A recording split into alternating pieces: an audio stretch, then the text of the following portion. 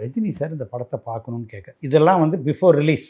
எல்லாம் ஒரே சந்தோஷம் அது. ரஜினி சார் படம் பார்க்குறான்னு சொன்னோன்னே, சரின்னு சொல்லிட்டு டக்குன்னு போய் எல்லா தியேட்டரும் தேடி பார்க்குறாங்க. எந்த தியேட்டர்லேயும் இல்லை.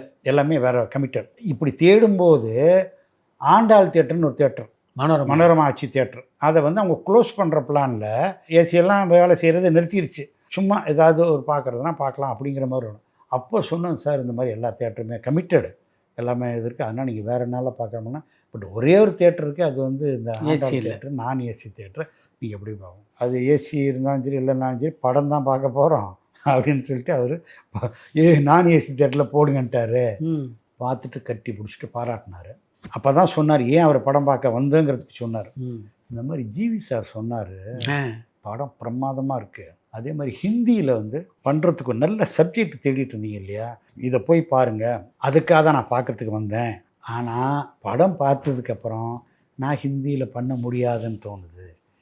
ஏன்னா நீங்கள் செகண்ட் ஹாஃப் இன்ட்ரோல் பிளாக்கில் ராஜா கேரக்டர் வருது. ஸோ செகண்ட் ஹாஃப் ஃபுல்லாகவே டபுள் ஹீரோ சப்ஜெக்ட் மாதிரி போகுது. நான் எப்படி டபுள் ஹீரோ சப்ஜெக்ட் பண்ணுறது? சரி, அதுக்கு பதிலாக அந்த கேரக்டரை கொஞ்சம் டல் பண்ணலான்னு பார்த்தா நீங்கள் பண்ணியிருக்க ஸ்க்ரீன் பிளேயில் எந்த சீனையும் மாற்ற முடியாது. அதனால நான் பண்ணலை.